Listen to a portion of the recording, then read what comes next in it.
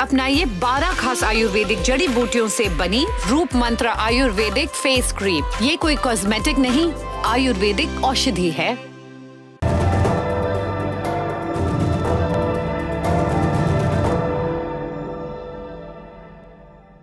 आज आपको एक लड़की की कहानी सुनाऊंगा। लड़की जिसने हमारे देश के प्रधानमंत्री नरेंद्र मोदी को चिट्ठी लिखी, भाई कहा, मदद मांगी। हमारा देश उस कॉज को आइडेंटिफाई भी करता है। लेकिन आज क्या हुआ? आज उस लड़की की लाश मिलने की खबर आई है। खबर आई है कि पाकिस्तान ने अपने एक प्रांत में जारी तानाशाही को और तेज कर दिया है।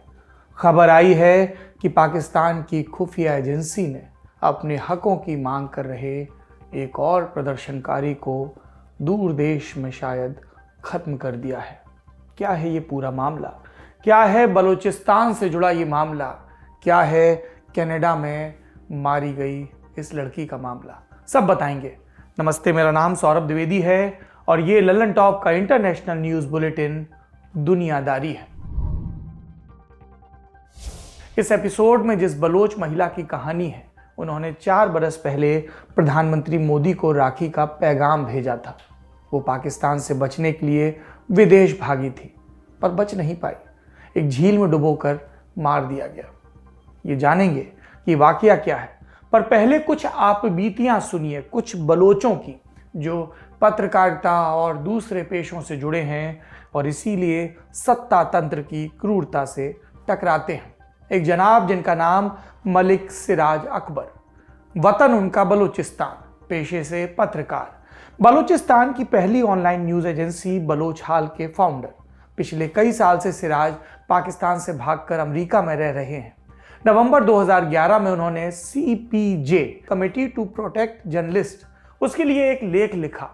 ये CPJ पत्रकारों की सुरक्षा के लिए काम करने वाला अंतर्राष्ट्रीय संगठन है। इसमें छपे सिराज के लेख का टाइटल था वाई आई फ्लेड पाकिस्तान, मतलब मैं पाकिस्तान से क्यों भागा। इसमें मलिक ने अपनी जो आप बीती बताई है उसका एक छोटा सा अंश सुनिए, आपको अंदाजा लगेगा स्थितियां कैसी हैं। वो लिखते हैं, बलूचिस्तान की राजधानी क्वेटा, 2009 में वहां मैंने तालिबान की मौजूदगी पर रपटें लिखी। बताया कि बलोच मूवमेंट को खत्म करने के लिए पाकिस्तान की सेना किस तरह तालिबान को सपोर्ट कर रही है। इसके बाद मुझे जान से मारने की कई धमकियां मिली। जनवरी 2010 में एक कॉन्फ्रेंस में हिस्सा लेने के लिए मुझे नई दिल्ली जाना था। इसके पहले भी धमकियां दी गई। मैं फिर भी दिल्ली आया। जब वहां से लौटा और लाहौर गया तो पाकिस्तानी सीक्रेट सर्विस ने मुझे किडनैप कर लिया। मेरे एक दोस्त ने बहुत पहुंच लगाकर किसी तरह रिहा करवाया। मैं रिहा हो गया, लेकिन जिंदगी बदल गई। गुमनाम फोन आने लगे, 24 घंटे नजर रखी जाने लगी, दिन रात धमकियां मिलने लगी। मैं जानता था बलूचिस्तान में अब भी रहा तो मारा जाऊंगा, इसलिए अमेरिका भाग आया। मेरे साथ जो हुआ वो बलूचिस्तान में आम बात है। वहां पत्रकार दिन रात सेना और जासूसों के साथ लुका छिपी खेलते हैं, जान दांव पर लगाकर काम करते हैं और उन्हें कभी भी मारकर किसी भी वीराने में फेंक दिया जाता है। आपने मलिक की आपबीती सुनी, अब एक और आपबीती सुनिए फतेह जान की। वो भी बलूचिस्तान में पत्रकार थे। अच्छा खासा करियर चल रहा था, लेकिन सब छोड़कर उन्हें विदेश भागना पड़ा। साल 2017 में द डिप्लोमेट से बात करते हुए उन्होंने पाकिस्तान से भागने की वजह ये बताई। मैंने अपने 3 सहकर्मियों को मारे जाते देखा। उन्हें BMDT नाम के आतंकी संगठन ने मारा। ये बलोच नेशनलिस्ट मूवमेंट को दबाने के लिए खड़ा किया गया एक संगठन है।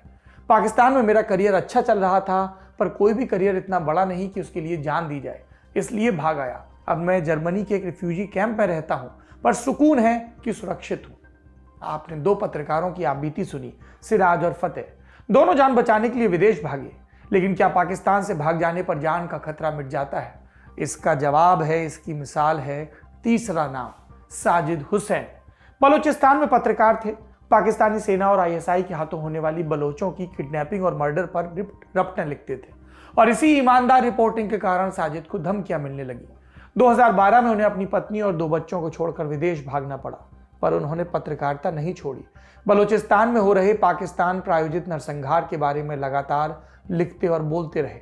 उन्हें स्वीडन में असाइलम मिला, लेकिन मार्च 2020 के रोज वो गायब हो गए।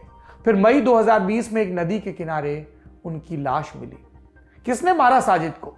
इसके जवाब में आपको एक टर्म पहले समझना पड़ेगा, RSF यानी रिपोर्टर्स विदाउट बॉर्डर्स।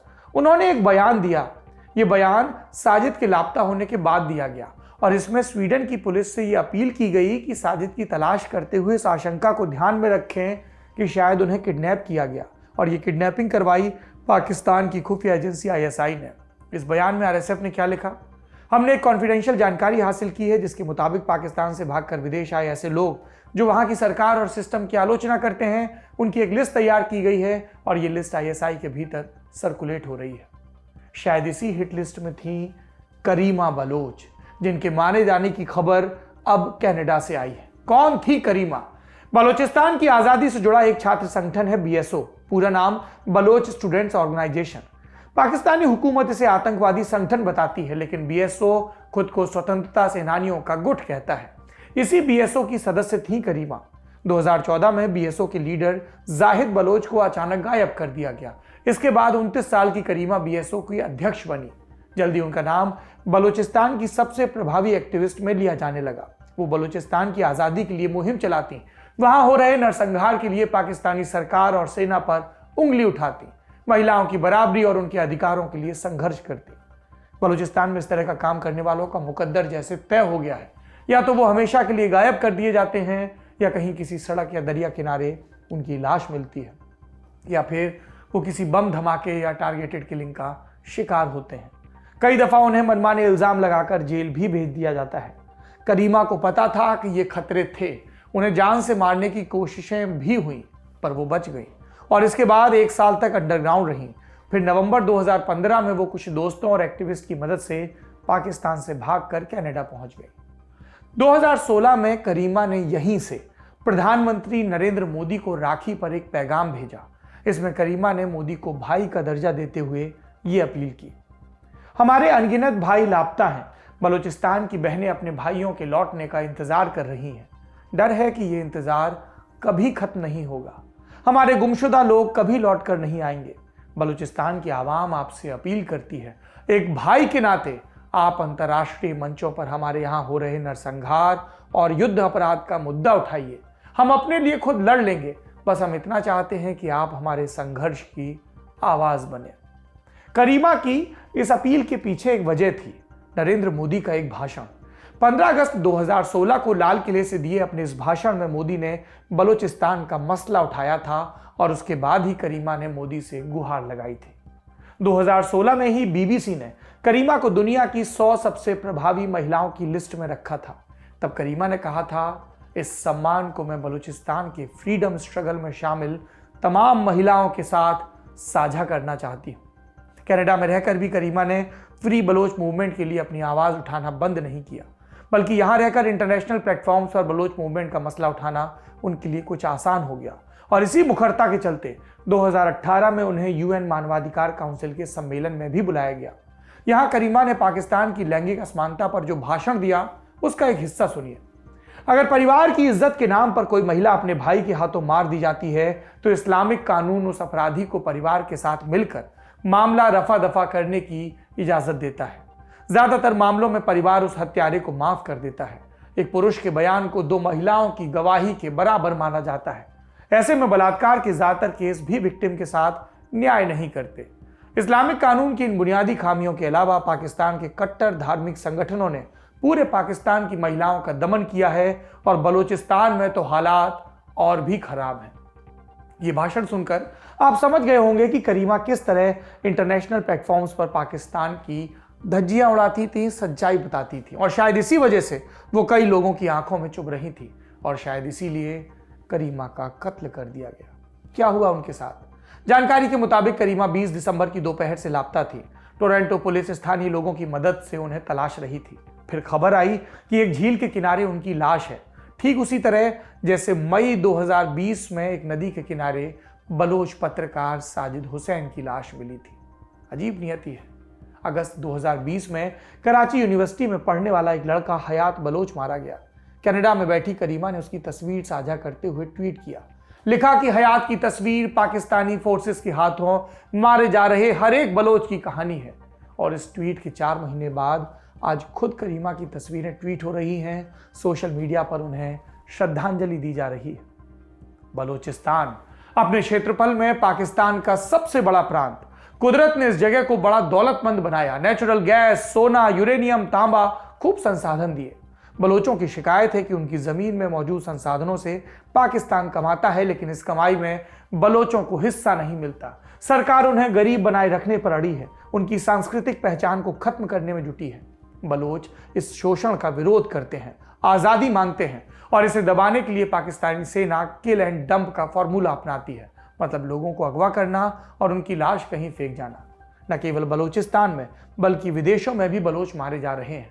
ये सब खुलेआम हो रहा है, लेकिन इंटरनेशनल कम्युनिटी चुप है, जैसे किसी को कोई फर्क नहीं पड़ता।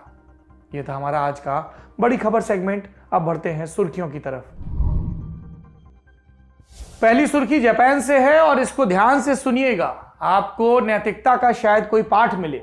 यहां पर चेरी ब्लॉसम स्कैंडल में पूर्व प्रधानमंत्री शिंजो आबे से पूछताछ हो रही है। ये चेरी ब्लॉसम क्या है?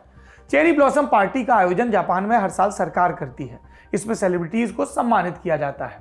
इल्जाम है कि इस प्रोग्राम के दौरान कुछ सपोर्टर्स ने शिंजो आबे की कॉन्स्टिट्यूएंसी से आए निर्वाचकों को यानी वोटरों को महंगे होटलों में खाना खिलाया और आबे के सेक्रेटरी ने इस खर्च का खुलासा नहीं किया।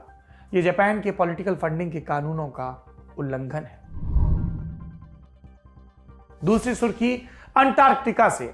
ये कोरोना से बचा रहने वाला दुनिया का इकलौता महादेश या महाद्वीप था, लेकिन अब यहां भी कोरोना के 36 मामले मिले हैं। ये सभी लोग अंटार्कटिका स्थित चिले के रिसर्च सेंटर पर पोस्टेड थे। इस बेस पर सप्लाई पहुंचाकर आ रहे एक जहाज के 3 लोग भी पॉजिटिव पाए गए। इंटरनेशनल कम्युनिटी ने अंटार्कटिका को कोरोना फ्री रखने की बहुत कोशिश की थी, क्योंकि आशंका थी कि यहाँ की एक्सट्रीम कंडीशंस में कोरोना और खतरनाक हो सकता है। इसीलिए मार्च में ही यहाँ चल रहे सारे बड़े रिसर्च प्रोजेक्ट रोक दिए गए थे। आखिरी सुर्खी तुर्की से। कुर्द नेता पूर्व सांसद लैला गुवेन, इन्हें 22 साल कैद की सजा सुनाई गई। इल्जाम लगाया कि एक आतंकवादी गुट से जुड़ी हैं। सजा सुनाए जाने के वक्त लैला अदालत में मौजूद नहीं थी। सच्चाई क्या है? कई लोग कह रहे हैं कि लैला को राष्ट्रपति एर्दोगान की आलोचना के चलते निशाना बनाया गया है।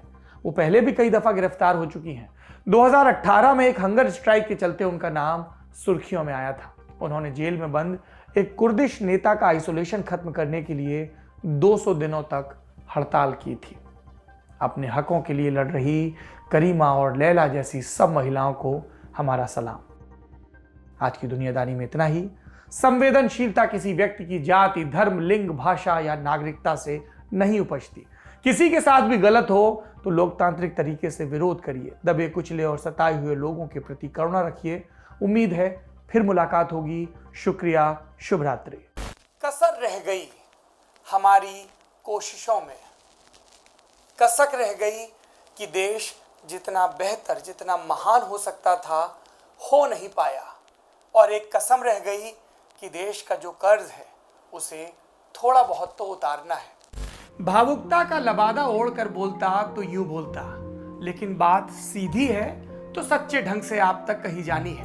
लल्लन टॉप लेकर आया है एक नया प्लेटफॉर्म, तेरा तुझको अर्पण। ये प्लेटफॉर्म उन सब भारतवासियों के लिए है जो भारत से दूर किसी दूसरे देश की जमीन पर है, कभी पढ़ाई के लिए, कभी नौकरी के लिए। ये उन सब भारतवंशियों के लिए भी है जिनकी पहचान का हिस्सा ये महान देश है, लेकिन कुछ कसर और कसक है। तो आइए कसम खाएं कि देश को बेहतर बनाएं। हमें आपसे चाहिए आपके हिस्से का ज्ञान, जो आप लल्लन टॉप के जरिए अपने देशवासियों के साथ साझा करें। ये मस्ती के पल भी हो सकते हैं जब आप कहीं घूमने जाएं और आपको लगे कि सिर्फ मेरे यार दोस्त और परिवार वाले ही क्यों, पूरा देश जाने इन नायाब चीज़ों के बारे में। ये पॉलिसी से जुड़ा, ज्ञान से जुड़ा कोई मसला हो सकता है। तो आइए और लल्लन टॉप की इस नई पेशकश तेरा तुझको अर्पण का हिस्सा बनिए।